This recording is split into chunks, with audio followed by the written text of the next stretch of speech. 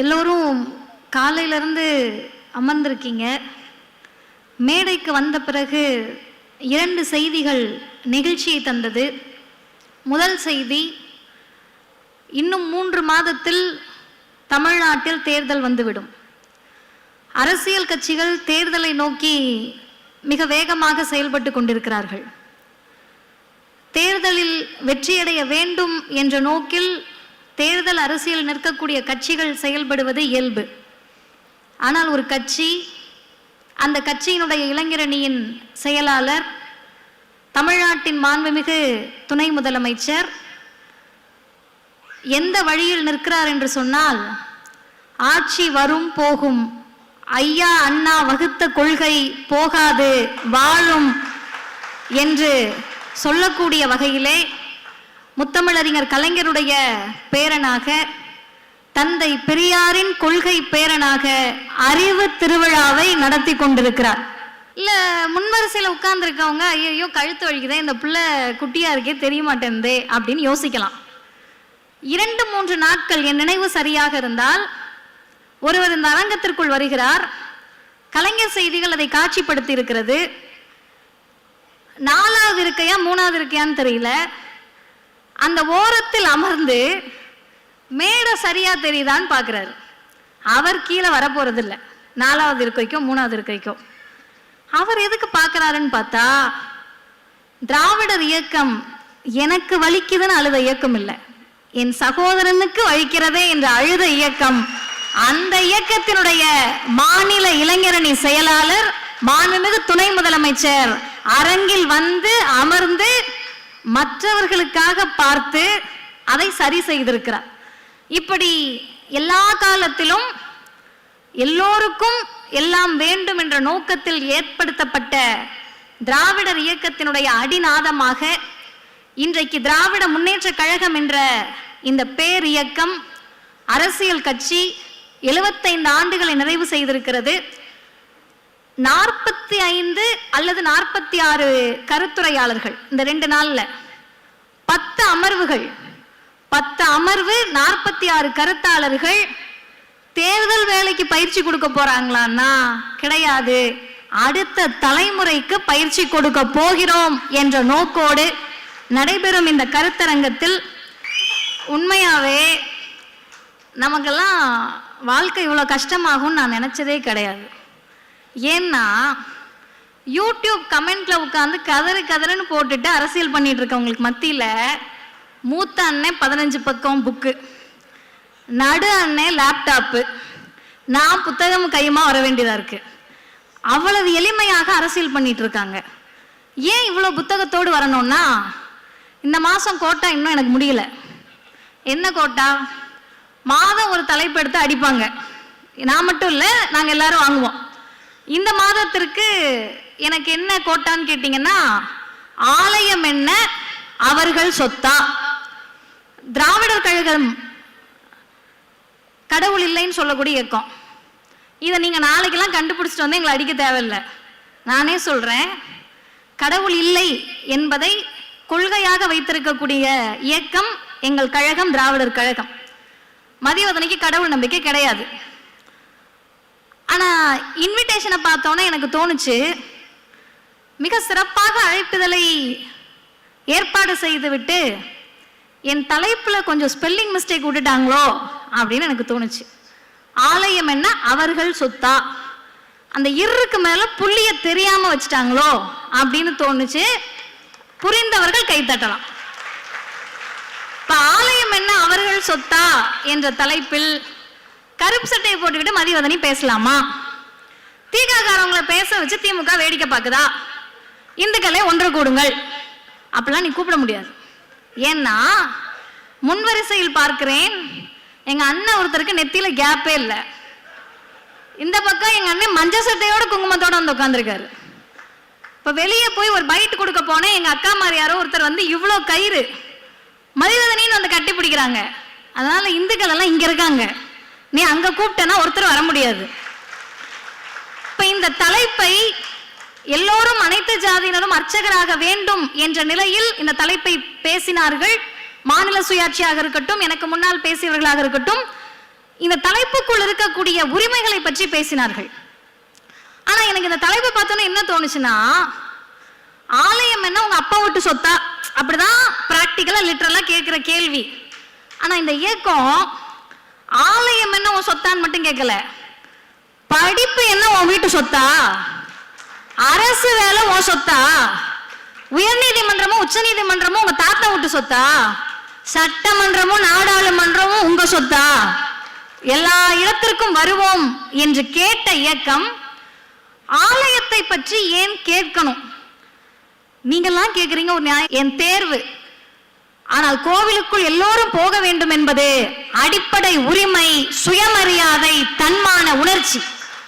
அந்த தன்மான உணர்ச்சிய சாமி கும்பிடுறவங்க மட்டும்தான் கேட்கணும்னு எந்த சட்டமும் சொல்லல.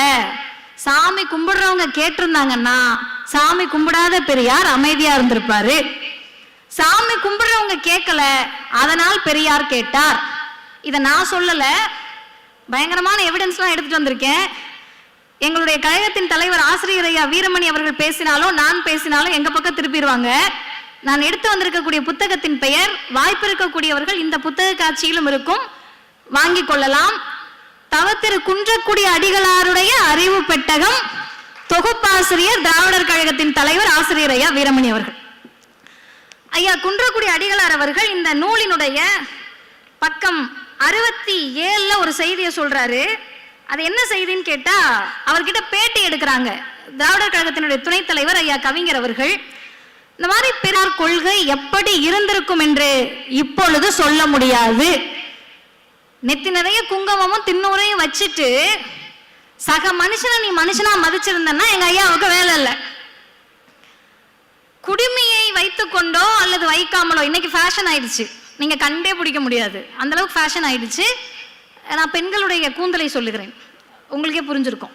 இதெல்லாம் வச்சுட்டு நீங்க போயிட்டு சம உரிமையை பேசியிருந்தால், நீதியை பேசியிருந்தால், சமத்துவத்தை பேசியிருந்தால், கருப்பு சட்டைகளுக்கும் திராவிடர் இயக்கத்திற்கும் இந்த மண்ணில் இந்த வேலை இருந்திருக்காது. சொன்னது ஐயா குன்றக்குடி அடிகளார். சரிங்க, கோவிலுக்குள்ளதான் எல்லாரும் போறாங்களே, இப்ப என்ன உங்களுக்கு பிரச்சனை? இன்றைக்கு தேதியில கோவிலுக்குள்ள எல்லாரும் போறாங்க. கோவிலுக்குள்ள எல்லாரும் போறதுனால 100 வருடத்திற்கு முன்பு நடந்ததை தமிழ் சமூகம் மறந்து விட்டது. யாரோ வந்த அருளியதாவது கிடைத்தது, எலும்புச்சம்பளத்தை உருட்டி விட்டதுனால கிடைச்சிருச்சு போல, மந்திரம் போட்டதுனால கிடைச்சிருச்சு போலன்னு நினைக்கிறாங்க.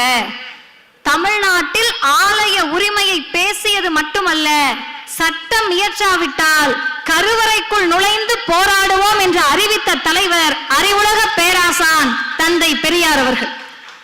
ஏங்க கோவில் கருவறைக்குள்ள போகணுமான்னு கேட்டா, அருமை சகோதரர்களே, கருவறைலாம் லாஸ்ட் ஸ்டெப் தான், கோவில் 2வது ஸ்டெப் தான்.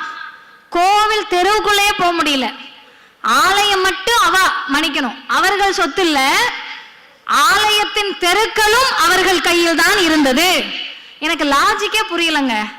சட்டம் படிச்சிருக்கோம், என் வீட்டுக்குள்ள யாராவது வரக்கூடாதுன்னு சொல்றதுக்கு எனக்கு உரிமை இருக்கு. நான் கட்டின வீடு, என் வீட்டுக்கு வெளியே இருக்க தெருவுக்குள்ள ஏடிஎம்கே கார் வந்து நின்னாருன்னா எனக்கு கடுப்பா இருக்கு, பிஜேபி காரை பார்த்தாலே கடுப்பா இருக்கு, ஆர்எஸ்எஸ் பார்த்தாலே எரிச்சலா இருக்குன்னு நான் சொல்ல முடியுமா? கட்டுனது என் வீடு, ரோடுல நடக்க முடியாதுன்னு எப்படி சொல்ல முடியும்?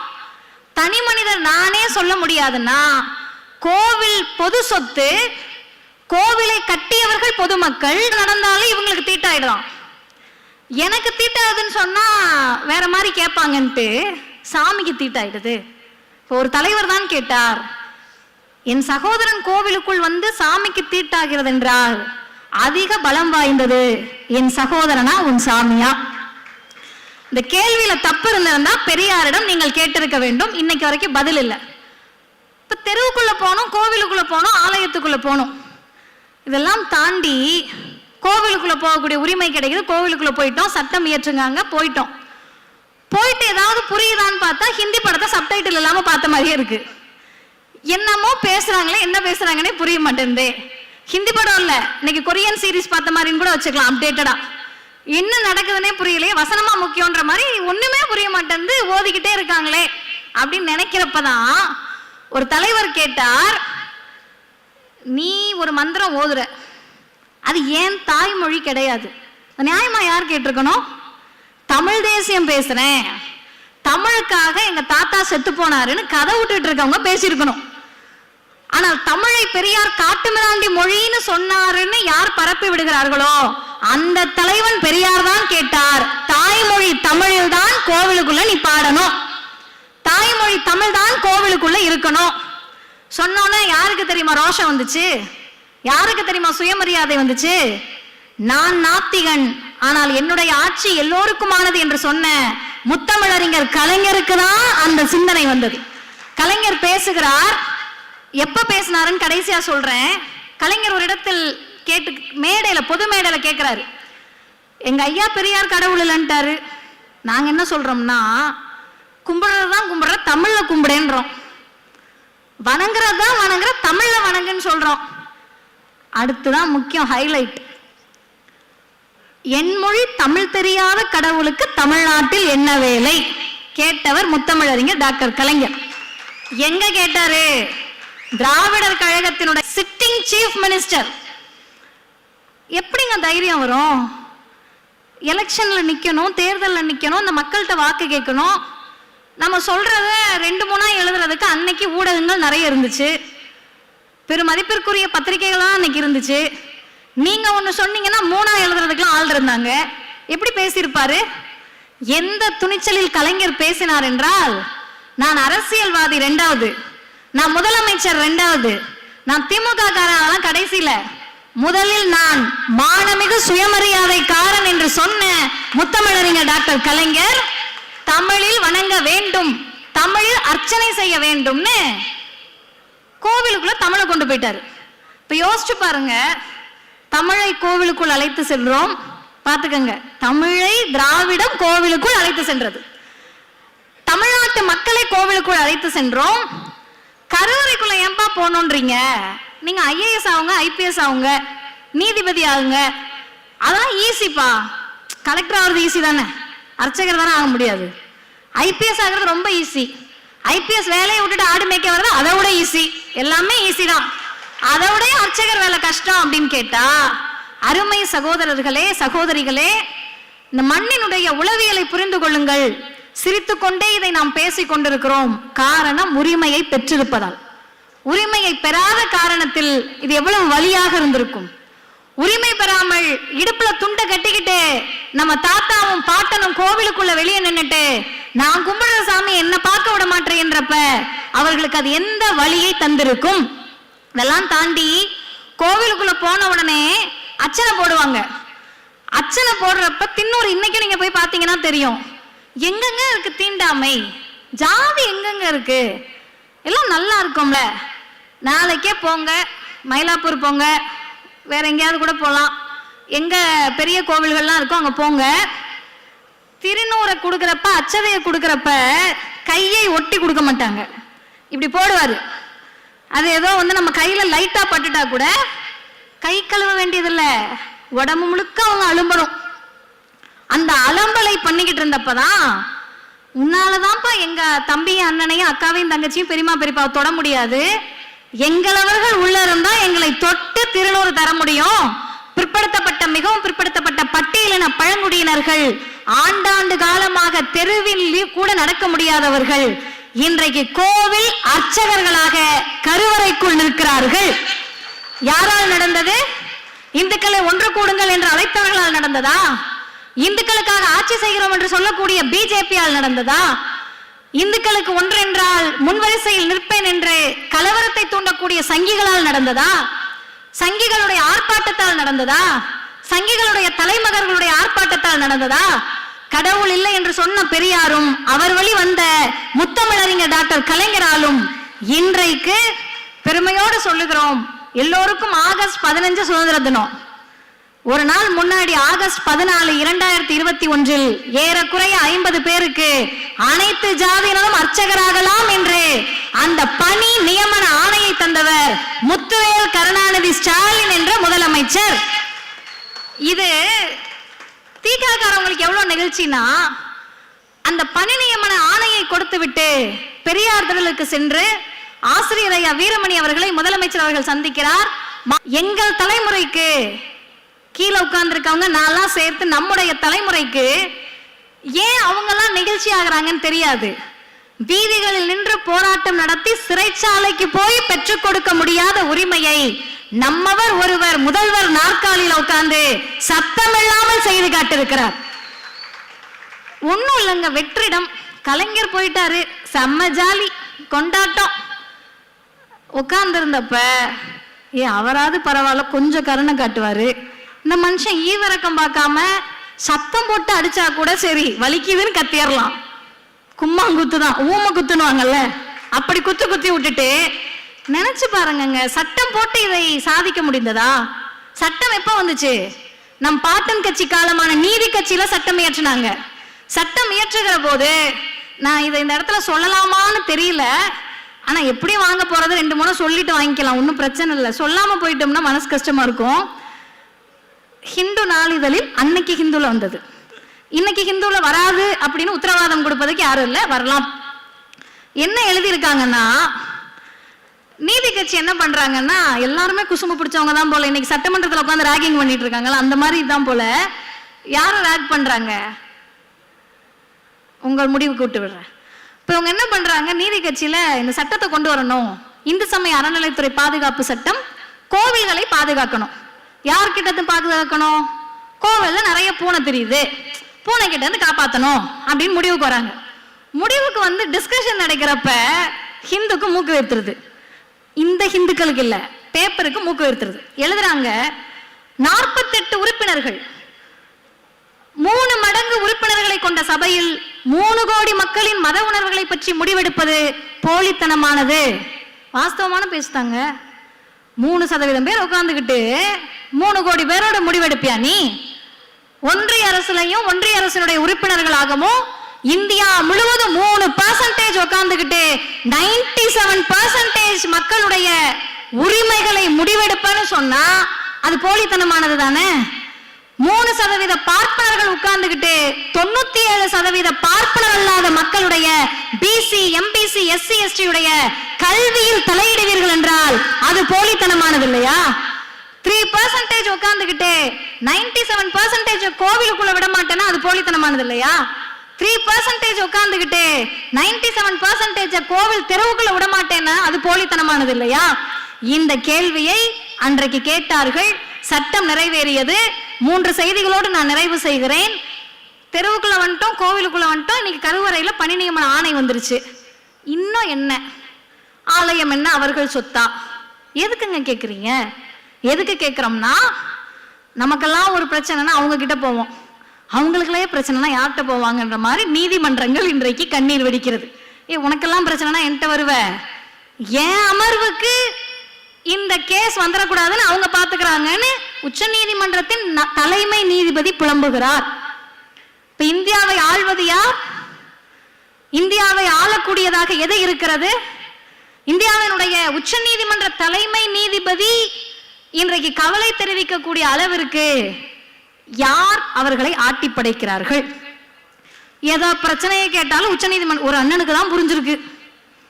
நன்றிண்ணா. எல்லாரும் என்ன பண்றாங்கன்னா வரிசையா உச்ச நீதிமன்றத்துக்கு ஓடிடுறாங்க. உச்ச நீதிமன்றத்துக்கு போன உடனே அங்க பாத்துக்கலாம், டீலிங் தான், நான் தானே நீ தானே அப்படின்னு 2 வழக்குல தீர்ப்பு கொடுத்தாங்க. இந்த 2 வழக்கு தீர்ப்பையும் மேலோட்டமாக பார்த்தால் அனைத்து ஜாதியினரும் அர்ச்சகராகலாம், பிரச்சனை இல்லை. அடுத்து உயர் நீதிமன்றத்துக்கு கேஸ் வருது, அனைத்து ஜாதியினரும் அர்ச்சகராகலாம், பிரச்சனை இல்லை. அதுக்கு அடுத்து ஒரு லைன் போடுறாங்க, ஆகம விதிப்படி நடைபெறக்கூடிய கோவில்களில் இல்ல, ஆகம விதிப்படி எந்த கோவில்கள்லாம் இருக்குன்னு கணக்கெடு, அதுக்கு ஒரு கமிஷன் போடு. இப்ப நம்ம என்ன கேட்கிறோம்னா, அது என்னென்னமோ சொல்லுவாங்கல்ல, 1000 மீன் இருக்குன்றான், சுறா மீன் இருக்கான், ஜாமீன் மட்டும் இல்லைன்ற மாதிரி என்னென்னமோ விதி இருக்கு. ஆகம விதினா அவங்களுக்கும் தெரியல, நமக்கும் தெரியல. நம்ம என்ன கேட்கிறோம்னா, எங்களுக்கு தெரியாதுப்பா, எனக்கோ ராஜீவ்காந்தி அண்ணனுக்கோ இந்திரகுமார் அண்ணனுக்கோ எழிலன் அண்ணனுக்கோ தெரியாது ஆகம விதினா என்ன. உனக்கு தெரியும்ல, சொல்ல ஆகம விதினா என்னன்னு சொல்ல தெரியாது. சரி, தெரியாமையே ஏன் ஆகம விதிப்படி நடக்கக்கூடிய கோவிலுக்குள்ள எங்களவர்களை அர்ச்சகராக வேணான்னு சொல்ற? இல்ல இல்ல, கரிமீன் சாப்பிடுறாங்க. அர்ச்சகர் பயிற்சி பெறுகிற போதே அவங்க எப்படி இருக்கணும்னு அவங்க முடிவு பண்ணிடுவாங்க. நான் இன்னொன்னு கேட்கிறேன், கடவுளை வழிபடுவதற்கு உரிமை நம்ம பேசிக்கிட்டு இருக்கோம், கடவுளே பாவம்தான். மீனாட்சி அம்மனுக்கு இருக்கக்கூடிய சொகுசு நம்ம ஊர் மாரியம்மனுக்கு இருக்காது. பெருமாளுக்கு இருக்கக்கூடிய சொகுசு நம்ம ஊர் கருப்பணசாமிக்கும் சுடலை மாடனுக்கு இருக்காது. கடவுளுக்கே நாம் உரிமை கேட்ட இயக்கம் சுயமரியாதை இயக்கமும் திராவிடர் இயக்கமும் திராவிட முன்னேற்ற கழகமும் தான்.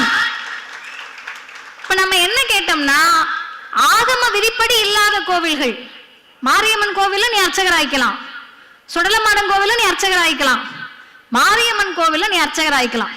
இதெல்லாம் சொன்னப்ப ஒரு முதல்வர் என்ன செய்தார்னா, அவர்களுக்கு மிகவும் பிடித்த கோவிலான கபாலீஸ்வரர் கோவிலுக்கு கீழ் வரக்கூடிய மண்டபத்தில் வைத்து அனைத்து ஜாதியினர் அர்ச்சகர் நியமன ஆணையை அவர்களுக்கு வழங்கினார். வழங்கினதுல ஒரு ஹைலைட் என்னன்னா, உண்மையாகவே திராவிட முன்னேற்ற கழக இளைஞர் அணிக்கு நன்றி தெரிவிக்க வேண்டும். பேச்சாளர்கள் கருத்தாளர்கள் என்றாலே பெண்களுடைய முகம் பல நேரங்களில் நினைவுக்கே வராது. ஆனால் இந்த அரங்கில் இந்த அமர்வுகளில் பெரும்பாலும் எல்லா அமர்வுகளிலும் சரியான பிரதிநிதித்துவத்தை பெண்களுக்கு வழங்க வேண்டும் என்பதில் தமிழ்நாட்டின் துணை முதலமைச்சர் தெளிவாக இருந்திருக்கிறார். அது இது எதுக்குங்க இப்ப சொல்றீங்கன்னா, அர்ச்சகரானதை கூட சரி ஏதாவது ஜலுசில் வாங்கி குடிச்சு கூட ஆத்திக்கலாம்.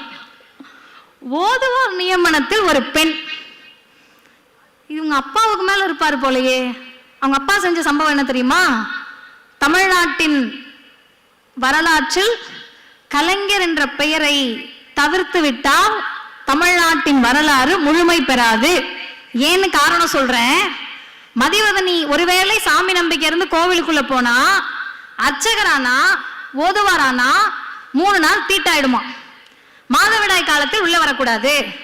தயவு செஞ்சு இதுக்கெல்லாம் நம்ம ஒரு காலத்துல முகம் சுளிக்கவே கூடாது. அறிவியலை ஏற்றுக்கொள்வதால் தான் அறிவு திருவிழாவை நடத்தி கொண்டிருக்கிறோம். இப்ப நான் உள்ள போக கூடாது, கலைஞர் பாக்குறாரு, பெண்கள் எல்லாம் உள்ள கூட்டு போவேன் அப்படி இப்படின்னு இவனுங்கள்ட்ட எதுக்கு ஆர்கியூ பண்ணிட்டு சட்டத்தை போடு. கோவில் அறங்காவலர் குழுக்களில் இனிமேல் பட்டியலினத்தவரும் பெண்களும் நிச்சயமாக இடம்பெற வேண்டும். மதுரை மீனாட்சி அம்மன் கோவிலில் பெண் அறங்காவலர் இருக்கிறார். காரணம் முத்தமிழறிஞர் கலைஞராக இருக்கிறார். உள்ள போயிட்டோமா, ஓதுவார் பெண். எங்க அக்கா போய் பாடுறாங்க. நானும் நமக்கு தேவாரம் திருவாசகம்லாம் கொஞ்சம் இடிக்கும். இத்தனைக்கு நான் நல்ல டாப் ரேங்க் வாங்குற பிள்ளைதான். ஆனா நமக்கு அதை வரிசையா சொல்ல முடியல. தென்னாடுடைய சிவனை போற்றி, எந்நாட்டவருக்கும் இறைவா போற்றி, ஏகம்பத்துறை எந்தாய் போற்றி, பாகம் பெண் உரு ஆனாய் போற்றி, பராய்த்துறை மேவிய பரனே போற்றி, சிராய்ப்பள்ளி கையிலை மலையானே போற்றி போற்றி. கொஞ்சம் ஸ்ருதி எல்லாம் சேர்த்துக்கிட்டீங்கன்னா நல்லா வரும், நமக்கு வராது. இதெல்லாம் ஸ்ருதி எல்லாம் போட்டு திருவாசகம் தேவாரம். நான் பேசுனது உங்களுக்கு புரிஞ்சிச்சுல்ல? தப்பா சொன்னேன்னா நாளைக்கு நீங்க என்ன ட்ரால் பண்ண முடியும்ல. காலம் காலமா தப்பா சொல்றாங்களா சரியா சொல்றாங்களான்னு தெரியாத சமஸ்கிருதம் கோவிலுக்குள் ஒலித்த போது தாய்மொழியான தமிழில் தேவாரமும் திருவாசகமும் ஒலித்தது திராவிட முன்னேற்ற கழகத்தால், முத்துவேல் கருணாநிதி ஸ்டாலின் என்ற முதலமைச்சரால். இறுதியாக சொல்லி நமக்கும் மனசு இருக்கு, அது புண்படுத்தக்கூடாது. காரங்கள்ல அக்னிஹோத்திரம் ராமானுஜம் தாத்தாச்சாரியார் எழுதிய புத்தகம் வாய்ப்பு இருந்தால் வாங்கி படியுங்கள். இதுல என்ன செய்தி சொல்லியிருக்காருன்னா, நம்மளாவது எப்ப கோவில் எங்களது விட்டுட்டு வெளியே போ அப்படின்லாம் சொல்லல. நல்லா கேட்டுக்கங்க, கோவில் எங்களது விட்டுட்டு வெளியே போன்னு நம்ம சொல்லல. நீயும் இரு நாங்களும் இருன்னு சொல்றோம். ஆனா இவர் என்ன சொல்றாருன்னா, பூஜை என்பது ஆரியர்களுக்கானது இல்ல. ஏங்க இல்ல? ஆரியர்களுக்கு சிலை வழிபாடு இல்ல. அப்ப யார்கிட்ட இருந்து ஆட்டையை போட்டாங்க, சாரி யார்கிட்ட இருந்து எடுத்தாங்க அப்படின்னு கேட்டா இவர் சொல்லுகிறார், தமிழர்கள் வரலாற்றில் தான் சிற்பம் செய்யக்கூடிய முறை இருந்தது. கல்லை சிற்பமாக உருவாக்கக்கூடிய முறை தமிழர்களிடம் இருந்தது. கல்லை சிற்பமாக உருவாக்கினார்கள், அதை வணங்கினார்கள். கடவுளானது, கடவுளுக்கு அவர்கள் பூவை வைத்து வழிபட்டார்கள். பூசை, அந்த பூசை ஆரியர்களால் பூஜையானது. இப்ப கோவிலோ உன் கான்செப்ட் இல்ல, கோவில் இருக்க சிலையும் ஒன்னது இல்ல. ஆனா எங்கால உள்ள விட மாட்டேன்னு சொன்னா கேட்டுக்கிட்டு சும்மா இருக்க கூடாதுன்னு சொல்ற நம்ம இந்துக்களுடைய விரோதி. நீ படிக்க கூடாது, புதிய கல்விக் கொள்கை கொண்டு வருவேன். நீ டாக்டர் ஆகக்கூடாது, நீட்டு கொண்டு வருவேன். நீ எங்கிட்டாவது படிச்சு உருப்படக்கூடாதுன்னு நிதி கொடுக்க மாட்டேன். நீங்கெல்லாம் ஓட்டு கூட நிம்மதியா போட்டக்கூடாதுன்னு எஸ்ஐஆர் கொண்டு வருவேன். நீங்களாம் வாழ்ந்துடவே கூடாதுன்னு சொல்லி சிட்டிசன்ஷிப் அமெண்ட்மெண்ட் ஆக்ட் கொண்டு வருவேன்னு எல்லாவற்றையும் கொண்டு வரக்கூடிய பிஜேபி RSS தமிழர்களுக்கு மட்டுமல்ல மனித இனத்திற்கே எதிரி என்பதை சொல்லக்கூடியதுதான் 2026 தேர்தல். இப்படி சொல்லி முடிக்கிறேன். கோவில் தெருவுக்குள் அழைத்து சென்றது சுயமரியாதை இயக்கம், திராவிடர் இயக்கம். கோவிலுக்குள் அழைத்து சென்றது திராவிடர் இயக்கம். கோவில் கருவறைக்குள் இந்து சகோதரர்களை அழைத்து சென்றது திராவிடர் இயக்கம், திராவிட முன்னேற்ற கழகம். கோவிலுக்குள் பெண் ஓதுவாரை அழைத்து சென்றது திராவிடர் கழகம், திராவிட முன்னேற்ற கழகம். இந்துக்களே ஒன்று கூடி 2026 ஆலயம் மட்டுமல்ல, எதுவும் உங்க அப்பா வீட்டு சொத்து கிடையாது, தமிழர்களின் திராவிடத்தின் சொத்து என்பதை நிரூபிக்க திராவிட முன்னேற்ற கழகம் ஆட்சி அமைக்கும். வாய்ப்புக்கு நன்றி, வணக்கம். வாழ்க பெரியார், வளர்க பகுத்தறிவு.